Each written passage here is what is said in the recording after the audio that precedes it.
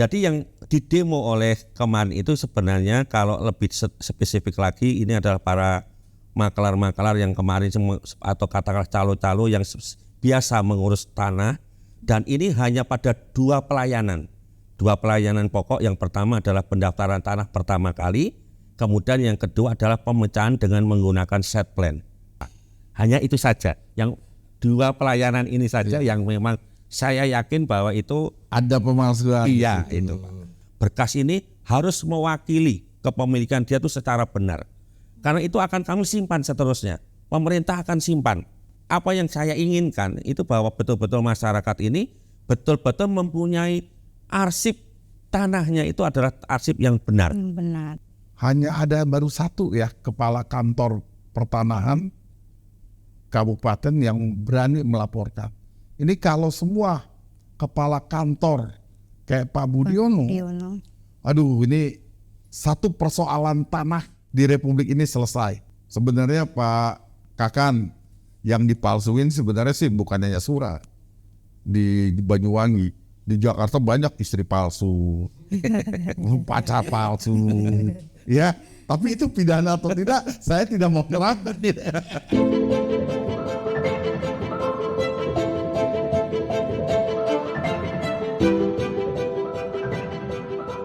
Assalamualaikum warahmatullahi wabarakatuh. Kembali lagi dalam program Serambi Adi Warman bersama saya Nuni Rahmawati. Serambi Adi Warman merupakan program edukasi hukum yang mana akan membahas mengenai permasalahan keadilan yang sedang hangat terjadi di kalangan masyarakat. Vlog official Adi Warman ini juga melakukan penelusuran hukum serta mengemasnya dalam bentuk karya jurnalistik yang bertujuan untuk memberikan pemahaman hukum sesuai dengan undang-undang yang berlaku di Indonesia. Pada tema kali ini, Serambi Adi Warman akan membahas mengenai BPN Banyuwangi melawan mafia tanah. Baiklah, sebelum masuk pada topik pembahasan, mari kita simak tayangan berikut ini. Pak Budi, tolong keluar. Jawab pertanyaan saya. Kenapa punya saya tidak bisa jadi sertifikat? Saya minta Kepala BPN Banyuwangi untuk mengklarifikasi, dan beliau berani datang ke kantor GMPK Jatim.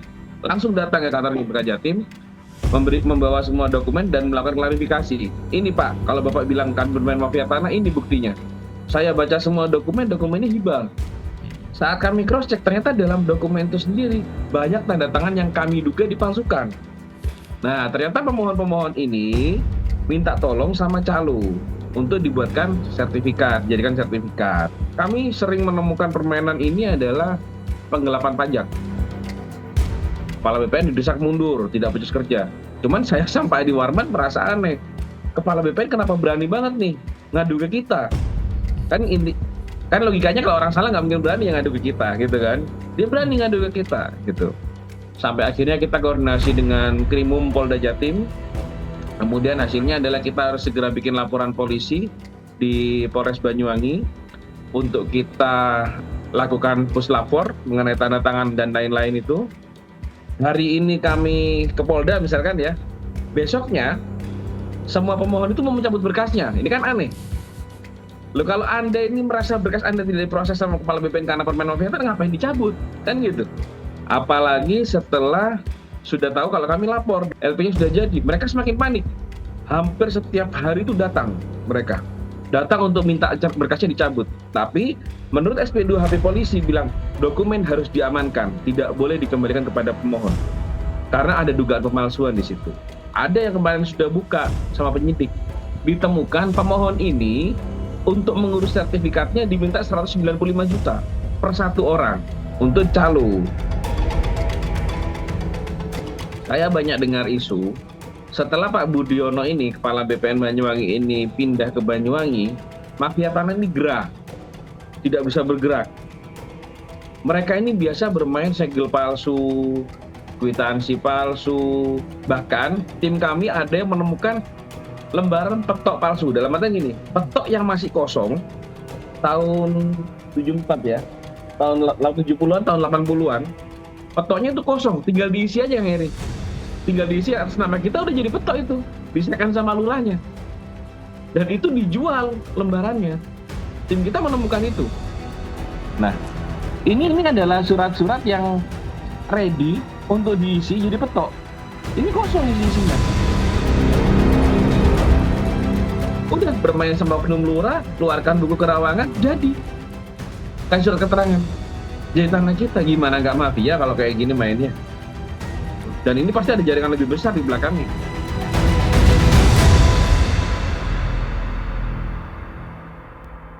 Jangan lupa share, like, dan juga subscribe Serambi Adi Warman. Sahabat Serambi Adi Warman dimanapun Anda berada, kali ini kita sudah kedatangan narasumber yang spesial. Mari kita sapa terlebih dahulu. Bapak Budiono, APTNH MH, selaku Kepala Kantor Pertanahan Kabupaten Banyuwangi. Ya, Mbak. Assalamualaikum Bapak, selamat Waalaikumsalam warahmatullahi wabarakatuh. Gimana kabarnya Bapak? Alhamdulillah baik. Kemudian narasumber yang kedua yaitu Bapak Adi Warman, narasumber yang biasa hadir di sini. Selamat malam Bapak, Assalamualaikum. Waalaikumsalam warahmatullahi wabarakatuh. Selamat malam. Bagaimana kabarnya Pak Adi? Alhamdulillah baik. Mbak Nuni gimana kabarnya? Alhamdulillah baik dan sehat. Tadi bersama-sama sudah kita saksikan dalam tayangan ya. Mungkin saya ke Pak Budiono terlebih dahulu. Tadi BPN Banyuwangi itu didemo oleh masyarakat Pak. Ada apa sih sebenarnya yang terjadi Pak? Oh, jadi begini Mbak Nuni. Demo yang terjadi tanggal 20 Maret tahun 2023 ini memang kalau tidak tahu persis bahwa itu memang nampak seperti masyarakat Banyuwangi yang mendemo kepada kantor pertanahan terhadap keterlambatan pelayanan atau pelayanan yang belum baik. Tapi kalau tahu persis bahwa perlu kami sampaikan dalam malam ini bahwa pelayanan di kantor pertanahan Kabupaten Banyuwangi ini ada sekitar 6.000-an, 5.000 sampai 6.000 setiap bulannya. Bagi berkas-berkas yang tidak ada, artinya tidak ada kecurigaan kami bahwa ini baik itu dipalsukan atau tidak sebagaimana semestinya, semuanya jalan Mbak. Jalan, lancar semuanya, siapapun yang ngurus. Jadi yang didemo oleh kemarin itu sebenarnya kalau lebih spesifik lagi ini adalah para makelar-makelar yang kemarin atau katakanlah calo-calo yang biasa mengurus tanah, dan ini hanya pada dua pelayanan pokok. Yang pertama adalah pendaftaran tanah pertama kali, kemudian yang kedua adalah pemecahan dengan menggunakan set plan. Itu saja sebenarnya. Jadi yang diinginkan bahwa para mafia tanah ini, arti kalau boleh saya katakan bahwa ini adalah para makelar tanah yang sudah mengumpul dan sangat luar biasa di Banyuwangi ini, membentuk suatu opini seakan-akan demo ini mewakili masyarakat. Masyarakat. Ini betul-betul bisa artinya kalau memang tidak kita ureh, seakan-akan memang betul bahwa Banyuwangi kantor pertanahan Kabupaten Banyuwangi ini tidak menjalankan fungsinya dengan baik. Mungkin itu Mbak. Jadi sebenarnya pelayanan sudah dijalankan ya Pak. Insya Allah mereka hanya calo-calo makelar atau makelar tanah ini ya Pak ya. Kemudian Pak Budiono, tadi juga kita melihat bahwa BPN Banyuwangi juga melaporkan ke polisi. Kok Bapak berani sekali nih sampai lapor polisi? Apa sih yang Bapak laporkan ke polisi itu? Jadi sebelum saya jawab mengenai kenapa saya akhirnya melaporkan kepada polisi, jadi perlu diketahui bahwa praktek yang ada di kantor pertanahan Kabupaten Banyuwangi yang dilakukan oleh beberapa gelintir makelar ini yang sangat luar biasa, sebenarnya ada 5 modus atau 5 cara betul-betul ini secara masif dilakukan oleh para makelar tanah itu. Artinya dari kelima ini mereka mendapatkan banyak sekali keuntungan. Yang pertama adalah penggunaan kwitansi palsu. Kwitansi palsu ini, Mbak, yang perlu menjadi perhatian bahwa tidak hanya dipalsukan barangnya kwitansinya ini, tapi yang paling utama adalah dipalsukan kejadiannya. Maksudnya gimana tuh Pak? Maksudnya begini. Kejadian.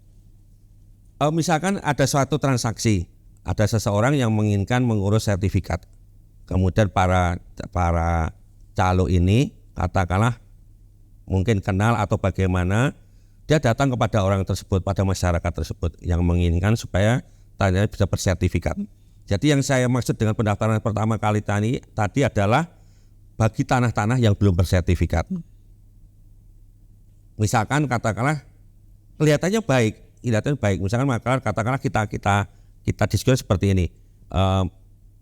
Mbak ini sebagai masyarakat, saya sebagai ini nanti sekaligus juga akan melihat pola daripada di mana keuntungan dan siapa yang dirugikan.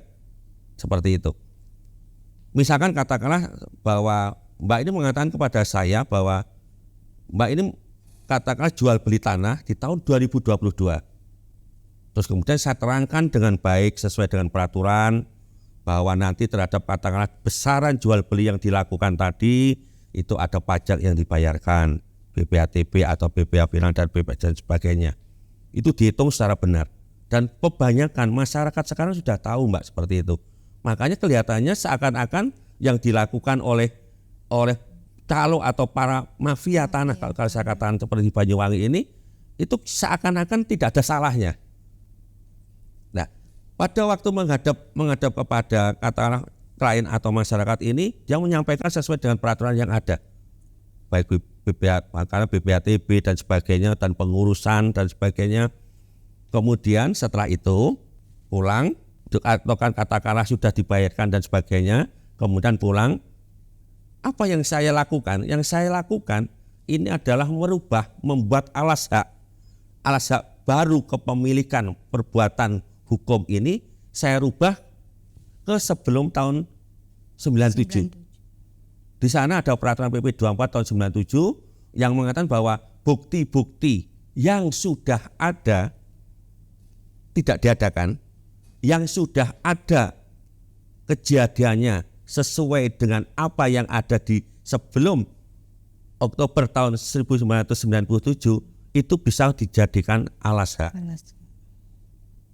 Yang saya katakan tadi mengenai kwitansi palsu tadi Mbak, Pak, kwitansi ini dicarikan kwitansi tahun 9 ya katakanlah tahun 95 96 seperti apa yang katanya sudah kelihatan jelek dan sebagainya. Artinya di backdate ya izin ya Pak. Ya, artinya dikondisikan seakan-akan bahwa kwitansi ini adalah tahun 96 atau 95 seperti yang diinginkan oleh mafia tanah ini. Mafia tanah. Nah, apa yang terjadi setelah itu? Berkas ini akhirnya didaftarkan kepada kantor pertanahan. Sebenarnya ada dua. Yang pertama adalah kwitansi yang dipalsukan kejadiannya dan segel yang dipalsukan kejadiannya. Jadi ada kwitansi, ada juga segel. Apa kejahatan yang sangat luar biasa di sini? Bahwa masyarakat tahunya sudah menjadi masyarakat yang baik, dia sudah membayar kewajiban kepada negara. Tapi oleh orang-orang yang tidak bertanggung jawab ini dinikmati sendiri, kemudian dibuat seakan-akan alas hak itu ada di tahun 96, 95 atau dan sebagainya, didesain sedemikian rupa sehingga kami tidak mempunyai ada dalam artian bahwa berkas itu bisa masuk di kantor pertanahan.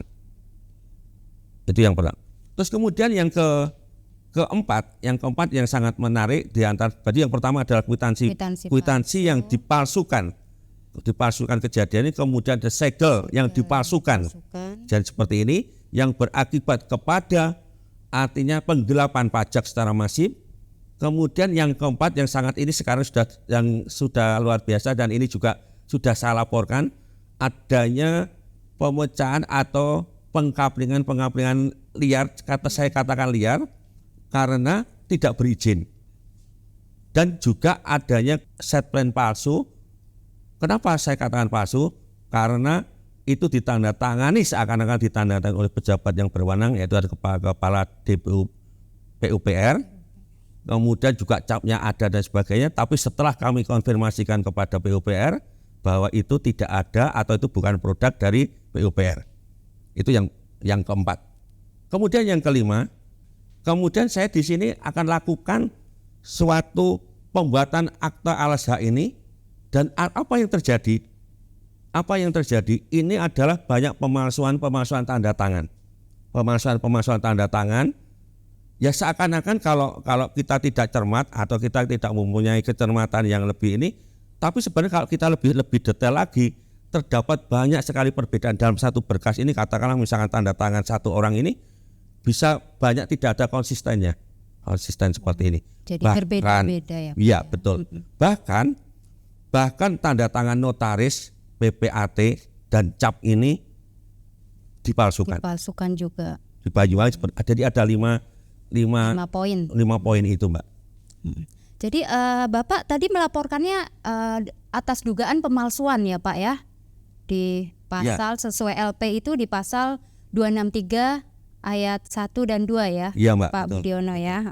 Kemudian dalam upaya melaporkan polisi tadi Pak Budiono, Bapak menggandeng siapa atau didampingi oleh siapa nih Pak? Jadi begini, Mbak, ternyata di tengah-tengah banyak orang yang dalam tanda petik tidak benar di dalam kita, alhamdulillah Allah juga mengirimkan orang-orang yang baik. Alhamdulillah. Untuk artinya saya mempunyai keinginan, saya sudah punya keyakinan ini, dan saya juga terima kasih. Saya dibantu juga dari GNPK dari Jatim, GNPK Jatim. Pada waktu juga pendampingan kepada baik itu di Polda Jatim ataupun di Polresta Banyuwangi, dan juga ada beberapa tokoh masyarakat yang memang betul, dan salah satu juga dulu para pelaku dulu demo. Jadi kalau boleh saya sampaikan, di awal-awal saya di Banyuwangi ini juga pernah di demo, Mbak. Di demo, tapi sebenarnya sasarannya bukan saya. Tapi karena memang seperti itu, kemudian saya temui, dan apa tuh sebenarnya yang diinginkan oleh masyarakat. Ada 7 pada waktu saya ingat, pada waktu 7 yang insya Allah sudah saya lakukan pembenahan selama 1,5 tahun saya di Banyuwangi. Terus kemudian yang poin 7 ini memang yang paling sulit, yaitu adanya perangi mafia tanah. Nah, beberapa unsur katakanlah kepemudaan yang ada di Banyuwangi ini ya artinya betul-betul juga cukup membantu saya di dalam artinya, karena memang jujur, Mbak, setelah kami melakukan pelaporan dan sebagainya ini ya macam-macam lah ceritanya seperti itu. Oh, baik. Mohon izin Pak Budiono, saya ke Pak Adi Warman dulu ya. Baik, Pak Adi, bagaimana tanggapan Bapak terkait laporan polisi BPN Banyuwangi tentang adanya dugaan tindak pidana pemalsuan sebagaimana tadi disebutkan sesuai pasal 263 ayat 1 dan 2. Pertanyaannya nih Pak Adi, apakah yang dilakukan oleh BPN Banyuwangi itu sudah tepat? Mohon izin penjelasannya. Oke, terima kasih Mbak Nuni ya. Pertanyaannya bagus. Sebelum saya menjawab, izinkan saya dulu menyampaikan apresiasi yang tinggi, dan bukan sekedar apresiasi, tapi saya kagum dan rasa takut ada kepada Pak Budiono, Kepala Kantor BPN Kabupaten Banyuwangi ya, yang tanda petik berani melawan mafia tanah. Ini contoh konkret dari pelaksanaan perintah Presiden. Mari sama-sama kita lawan mafia tanah. Dan apa yang dilakukan oleh beliau sudah melalui prosedur yang benar. Karena beliau bukan penegak hukum, maka ada pemalsuan atau dugaan pemalsuan, beliau laporkan ke penegak hukum agar diproses. Ini akan jadi pelajaran baik buat masyarakat, edukasi baik buat masyarakat, agar besok-besok itu tidak menggunakan dokumen palsu atau memalsukan dokumen untuk mengurus sertifikat tanah, yang akibatnya akan dilaporkan ke polisi, yang akan menjadi tersangka, terdakwa, dan ditahan. Ini efek jerahnya yang luar biasa. Nah, ini calo-calo ini atau mafia tanah ini gentayangan. Nah, saya baru tahu hanya ada baru 1 ya kepala kantor pertanahan kabupaten yang berani melaporkan. Ini kalau semua kepala kantor kayak Pak Budiono, aduh, ini satu persoalan tanah di Republik ini selesai. Dalam artian kasus tanah memang di belakang banyak. Nah, di depan dengan keberanian yang luar biasa ini tidak akan terjadi lagi kasus-kasus yang seperti ini. Ini luar biasa. Dan ini sudah tepat Mbak Nung. Kemudian saya kembali lagi ke Pak Budiono. Pak Budiono, selain lapor polisi tadi, langkah atau strategi apa lagi sih yang Bapak lakukan untuk mengatasi masalah ini? Jadi ada 2 Mbak yang saya lakukan. Kami akan tetap komit, konsisten untuk mengawal laporan yang kami lakukan. Itu yang pertama. Kemudian yang kedua, dari kasus apa yang ada ini sebenarnya kan begini Mbak. Kalau kita secara jelas melihat, masyarakat ini tidak pada posisi salah. Dia sudah benar. Kemudian karena ulah beberapa orang ini yang mengambil keuntungan, inilah akhirnya menjadi salah. Dan ini tetap komitmen kami, bahwa masyarakat ini terhadap berkas-berkas yang seperti itu akan kami lakukan pemanggilan. Kemudian akan kami komunikasikan secara bermartabat, kami sampaikan apa adanya, yang intinya bahwa Kantor Pertanahan Kabupaten Banyuwangi tetap berpihak kepada masyarakat, tapi dengan artinya betul-betul bahwa data yang ada seperti tadi disampaikan oleh Bapak Adi Warman, bahwa berkas ini harus mewakili kepemilikan dia itu secara benar. Karena itu akan kami simpan seterusnya, pemerintah akan simpan. Jadi makanya kepingin bahwa apa yang saya inginkan itu bahwa betul-betul masyarakat ini betul-betul mempunyai arsip tanahnya itu adalah arsip yang benar. Benar. Itu aja Mbak. Ada 2 itu. Jadi sebenarnya tetap ya pelayanan BPN Banyuwangi itu telah sesuai prosedur ya. Siap. Pak Budiono. Kemudian mohon izin saya kembali ke Pak Adi Warman. Pak Adi, jika kita melihat kasus seperti ini, mohon saran dari Pak Adi agar tidak ada kejadian yang seperti ini dan mungkin menjadi contoh BPN-BPN yang lain nih Pak, supaya mafia-mafia tanah ini bisa diberantas Pak Adi. Sebenarnya saran saya itu sudah dilaksanakan oleh beliau. Beliau itu memilah mana mafia tanah yang harus ditindak secara yuridis, secara hukum, mana masyarakat yang jadi korban mafia tanah yang secara administrasi pertanahannya harus dilindungi, dilayani.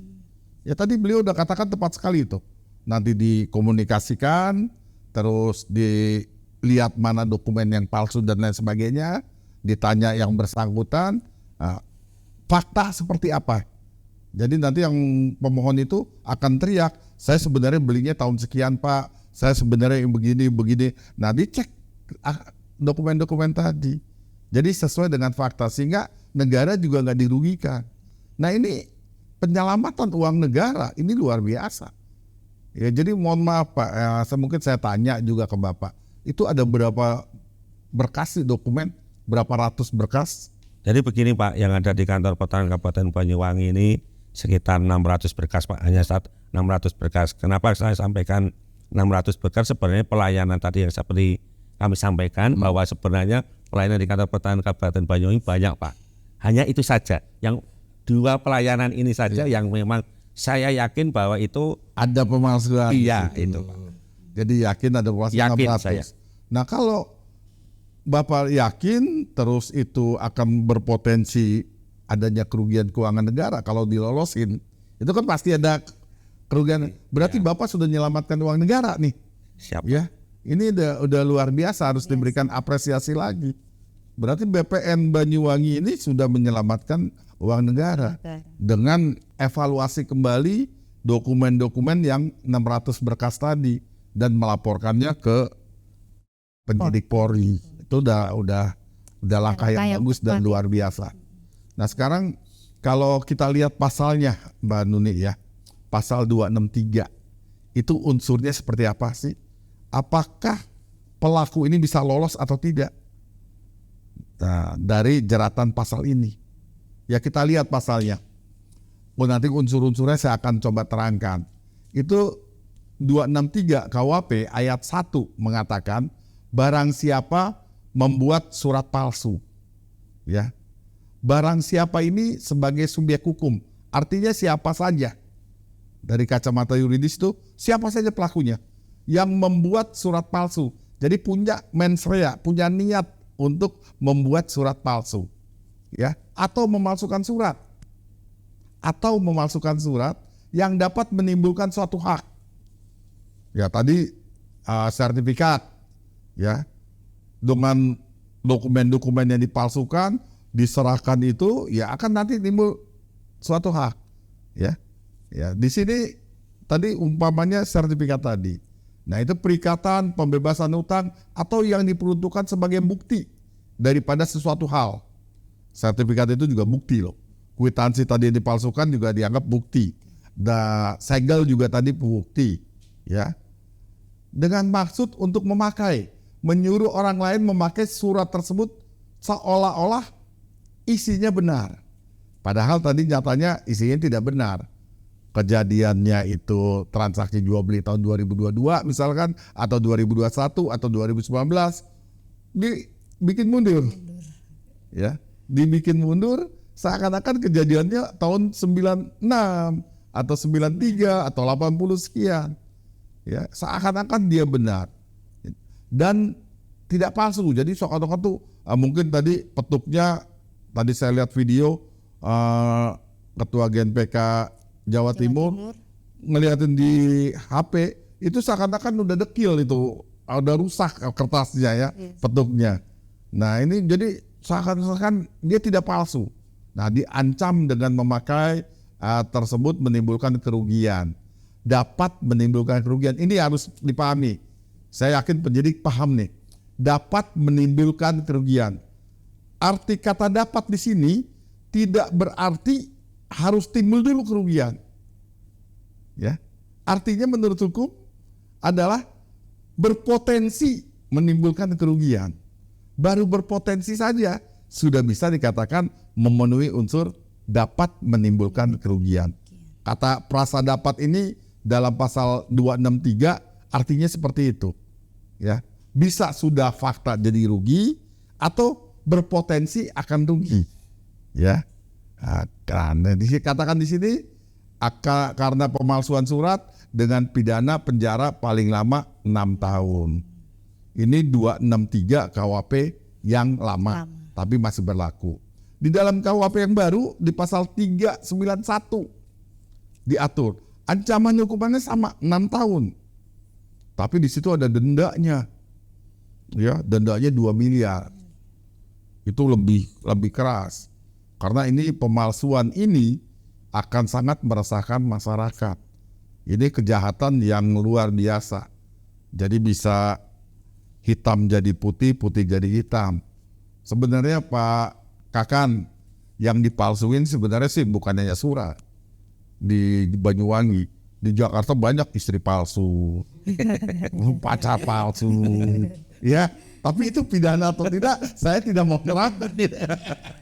Ya, gitu Mbak Nuni. Jadi akan sangat sulit orang ini lepas dari jerat hukum. Kalau kita lihat pas ayat 2-nya dari 263, dibilang di situ di ayat 2 diancam dengan pidana yang sama ya, barang siapa dengan sengaja memakai surat tadi, memakai surat palsu tadi ya, atau ini dipalsukan, jika pemakaian surat itu dapat, lagi kalimat kata frasa dapat ini dapat menimbulkan kerugian, ya itu artinya apa? Potensi sudah bisa masuk kepada rumusan ayat 2 dari pasal 263. Nah, timbul pertanyaan sederhana, Pak, itu kan belum diserahkan, belum terjadi sertifikatnya. Unsur pada saat orang itu menyerahkan, mendaftarkan berkas itu ke loket, itu sudah terpenuhi. Karena dia sudah menggunakan. Menyerahkan ke loket, itu sudah terpenuhi. Jadi akan sangat sulit, dan saya yakin penyidik ini pintar-pintar dan harus kita kawal agar para penegak hukum ini tidak masuk angin untuk menegakkan perintah presiden melawan mafia tanah. Ya, kita dukung BPN, kita dukung kepolisian. Ya, dan instansi lainnya untuk melawan mafia tanah. Ini contoh yang paling baik yang saya yakin dan percaya Pak Presiden kalau nonton ini dia akan bangga. Ada kepala BPN kabupaten yang berani melawan mafia tanah. Kalau semua kantor BPN kabupaten kota melawan hal mafia tanah dengan cara ini, saya yakin, sekali lagi saya ulangi, yakin persoalan kasus tanah ke depan akan berkurang jauh. Ya. Dan yang lama bisa diselesaikan dengan baik. Jadi yang dilakukan Pak Budiono sudah cukup tepat ya Pak ya? Sudah cukup tepat, sudah cukup Melindungi tanda petik ya. Tanda petik cukup gila karena berani. Ya, ini jarang-jarang loh ketemu orang berani kayak gini. Ya. Nah, jadi kita apresiasi lagi, sangat. Baiklah, demikian acara bincang-bincang kita kali ini. Terima kasih kepada Bapak Adi Warman yang telah bersedia hadir di sini. Terima kasih kembali Mbak Nuni. Kepada Bapak Budiono juga yang sudah jauh-jauh datang ke sini. Semoga ilmu hari ini dapat bermanfaat tidak hanya untuk saya tapi juga untuk masyarakat semua yang ada di rumah. Demikianlah acara bincang-bincang kita kali ini. Untuk mendukung program edukasi hukum ini agar tetap selalu eksis, mohon untuk tekan tombol subscribe, like, komen di channel YouTube Serambi Adi Warman. Saya Nuni Rahmawati, mohon pamit dan undur diri. Wassalamualaikum warahmatullahi wabarakatuh. Waalaikumsalam warahmatullahi wabarakatuh. Salam Serambi Adi Warman.